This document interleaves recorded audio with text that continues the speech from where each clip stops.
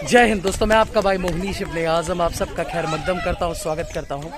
आज हम एक हिस्टोरिक प्लेस पे आए हैं और इसके बारे में आपको विस्तार में पूरी जानकारी दूंगा। पर इस वीडियो को शुरू करने से पहले मैं आपको एक छोटा सा हिंट दे दूँ कि जो लोग आगरा जाना अफोर्ड नहीं कर सकते हैं वो यहाँ पे आते हैं ताजमहल का लुत्फ़ उठाने को।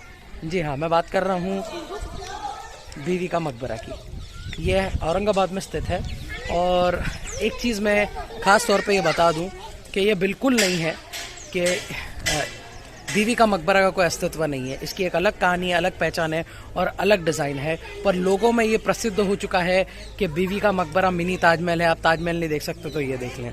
तो इसी के लिए मैंने ये बात लोगों के सामने रखने के लिए, लोगों को टॉन्ट मारने के लिए ये जुमला कहा। तो चलिए मैं अब आपको टूर कराता हूँ इस खूबसूरत मॉन्यूमेंट की। दोस्तों आपको मैं बता दूं कि ये एंट्रेंस है, यहाँ पे सिक्योरिटी चेक है और सिक्योरिटी चेक जैसे ही आप पार करते हो आपको जो कॉइन दिया जाता है वो कॉइन आपको मेट्रो का कॉइन रिसीवर मशीन कैसा होता है उसी में डालना होता है। वैसे डालने के बाद आपको अंदर एंट्री मिलती है और एक बार आप अंदर पहुँच जाते हो। और अगर आपको अपना सेलफोन वापरना वीडियोग्राफी के लिए तो उसके लिए एक अलग से रिसिप्ट लगती है, तो वो रिसिप्ट भी मैं आपको दिखा दूंगा। उसके लिए 25 रुपीज़ पे करना पड़ता है। टिकट आपको बाहर टिकट काउंटर से मिलेगा, वो झाड़ के नीचे बाजू में टिकट काउंटर है, वो 25 रुपीज़ लेगा और आपको कॉइन देगा। आप ऑनलाइन भी टिकट बुक कर सकते हैं, QR कोड की वेबसाइट है। अंदर मॉन्यूमेंट के अंदर जो श्राइन है, जो ग्रेव है, कब्र है, वो कब्र पे जाने की अभी परमिशन नहीं है। उसकी वजह यह है कि अंडर कंस्ट्रक्शन है वो, और साथ ही साथ कोविड-19 के कारण उसको बंद रखा गया है। और ये गेट पे आने से पहले, यहाँ पे सिक्योरिटी चेक होने से पहले एक बार आपको यहाँ पे भी एक सिक्योरिटी चेक करना पड़ता है और उसके बाद फिर जो है आप अंदर जा सकते हैं। यहाँ पे गाइड्स भी अवेलेबल होते हैं। अब मेरे पीछे जो काका खड़े हैं ये गाइड हैं, तो ऐसे गाइड्स भी अवेलेबल होते हैं। ये गाइड्स को भी आप हायर कर सकते हैं, पर ये गाइड को हायर करने के लिए इनसे एक बार अच्छे से बार्गेन कर लें। बार्गेन करना बहुत ज़्यादा ज़रूरी है क्योंकि जितने अच्छे से आप बार्गेन करेंगे उतनी अच्छी डील आपको मिलेगी। देखिए वो है टिकट काउंटर। दोस्तों आपके स्क्रीन के सामने जो ये भव्य दरवाज़ा नज़र आ रहा है इसे बड़ा दरवाज़ा कहते हैं और यही एंट्री और एग्ज़िट पॉइंट है आपके लिए। इसी के एतराफ़ में एक फाउंटेन आपको नज़र आ रहा होगा और भी आगे फाउंटेन नज़र आएंगे। और ये फाउंटेन बंद इसके लिए है क्योंकि archaeology survey of India cost cutting करने के पीछे लगी हुई है। पर ऑफिशियल से जब इसका जवाब मांगो तो वो कहते हैं बारिश में फाउंटेन चला के किसका भला हुआ है, पानी में पानी देख के आपको क्या मज़ा आएगा। बहरहाल बीवी के मकबरे की अगर बात करें तो ये 10 साल में तामीर हुआ। इसे मुग़ल शासक औरंगज़ेब आलमगीर के शहज़ादे आज़म शाह ने बनवाया अपनी माँ साहिबा की याद में, और मात्र अप्रॉक्सीमेट 7 लाख रुपए की लागत में ये बीवी का मकबरा तामीर हो गया।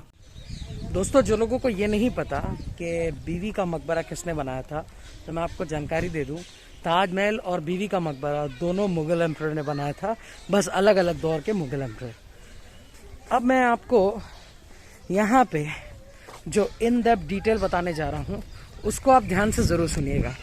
एक्चुअल में प्रॉब्लम क्या होता है कि जो आर्कियोलॉजिकल सर्वे ऑफ इंडिया यानी कि आर्कियोलॉजिकल डिपार्टमेंट जो होता है वो सही से ख्याल नहीं रख पा रहा। अब आप देखें यहाँ पे हमसे 25 रुपीज़ तो लिया, हमसे एंट्री फ़ीस ली, फॉरनर से भी एंट्री फ़ीस ली जाती है, पर यहाँ पे ये जो फव्वारे फ्लोरा फाउंटेन्स जो चलने चाहिए वो फाउंटेन्स नहीं चल रहे हैं। और अगर आप ध्यान से देखें, मैं अगर आपको ध्यान से दिखाऊं तो डोम अंडर कंस्ट्रक्शन है, पर अगर आप इसकी दीवारों को देखें तो यहाँ पे रंगत छूट चुकी है, जो सुकून और रोशनी थी वो छूट चुकी है और कहीं जगह पे दाग लग चुका है। अब जैसे कि ये जो आर्टिफिशियल वाटरफॉल बना है जो मैं आगे आपको दिखाने वाला हूँ, उस पर भी काफ़ी गंदगी लगी है, उसे अच्छे से पॉलिश नहीं किया गया है और पिलर्स भी कहीं जगह से क्रैक और डैमेज नज़र आ रहे हैं। तो मेरा ये कहना रहेगा आर्कियोलॉजिकल टीम से कि अगर आप में से कोई भी अधिकारी ये वीडियो देख रहा है या इस वीडियो के माध्यम से उन तक बात पहुंच सकती है, तो मेरी गुजारिश रहेगी उनसे कि आप पैसे पूरे लेते हैं तो हमें खूबसूरती भी पूरी दिखाइए, वो खूबसूरती दिखाइए जो वाकई में इतिहास में था। दोस्तों मुगल शैली की इमारतों में अक्सर आपको इस तरह के आर्टिफिशियल वाटरफॉल नज़र आएंगे। ये इमारतों की खूबसूरती को बढ़ाने के लिए होते थे और महिलाओं के हरम के करीब इस तरह के वाटरफॉल पाए जाते थे। पर अगर आप ध्यान से देखें तो आर्कियोलॉजिकल सर्वे ऑफ इंडिया ने इसका ख्याल बिल्कुल नहीं रखा और वाटर स्टोरेज में यहाँ पे आपको मच्छर के जीवाणु भी नज़र आएंगे। पर जैसे जैसे हमारी नज़र बीवी के मकबरे के पिलर की तरफ पड़ती है, यहाँ पे पता चलता है कि आर्कियोलॉजिकल सर्वे ऑफ इंडिया ने इसका बिल्कुल भी ख्याल नहीं रखा और दीवारें और कई दीवारों की प्लास्टर पपड़ियाँ उतर चुकी हैं और इसको रेनोवेट करने की बहुत ज़्यादा ज़रूरत है। दोस्तों आपकी जानकारी के लिए मैं ये भी आपको बता दूं कि ये जो खूबसूरत बाग आपको नज़र आ रहे हैं, इसे ताजमहल के 4 बाग की नकल करने की कोशिश की गई है। ख़ास तौर पे ये जगह उन फैमिली और उन कपल्स के लिए बेहतर है जो एक बेहतर शांतिपूर्वक जगह औरंगाबाद में चाहते हैं टाइम स्पेंड करने के लिए। और अब आपकी स्क्रीन के सामने जो ये भव्य इमारत नज़र आ रही है, ये दक्कन में बसी बीवी का मकबरा है। बीवी का मकबरा ये वो मकबरा है जिसे मुग़ल शासक औरंगज़ेब आलमगीर ने फिनांस किया।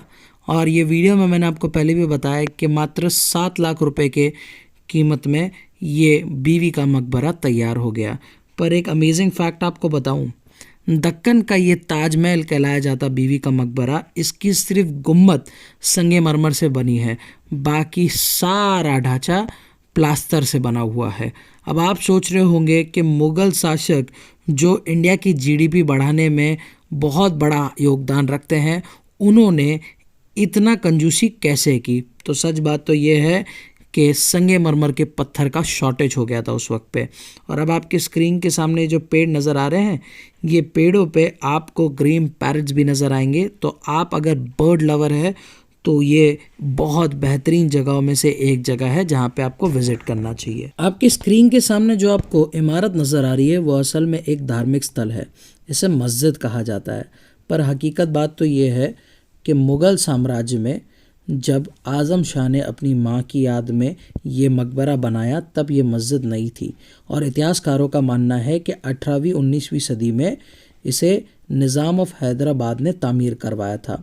और आपको एक अमेजिंग फैक्ट बताऊं, यहाँ पे ज़र नमाज की या चटाई की हाजत नहीं होती, क्योंकि अगर आप ध्यान से देखें तो इस मस्जिद की जो फ्लोरिंग है उस पर रेक्टेंगल शेप के टाइल्स लगाए हुए हैं और ये टाइल्स पे इंसान नमाज़ पढ़ सकते हैं।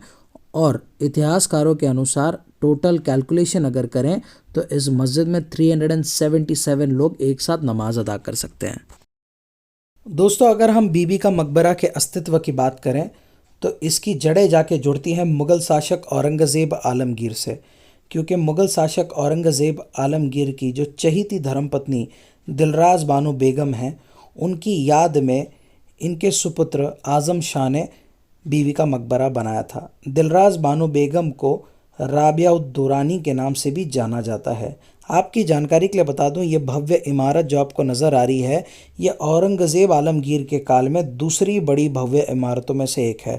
पहली बादशाही मस्जिद कहलाई जाती है जो लाहौर शहर पंजाब पाकिस्तान में स्थित है।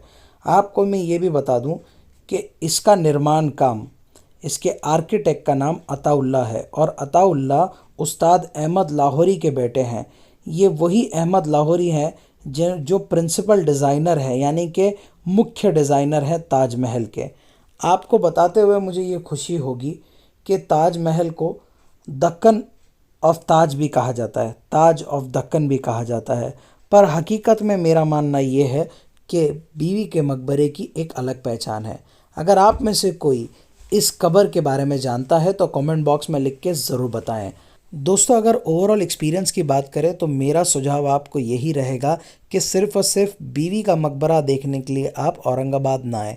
अगर आपके ट्रैवल बकेट लिस्ट में देवगिरी फोर्ट, अजंता एलोरा, मुग़ल एम्परर औरंगज़ेब आलमगीर की समाधि, पंचक्की और भी टूरिस्ट प्लेस अगर आपके बकेट लिस्ट में है तो आप बीवी के मकबरे को भी ऐड कर सकते हैं।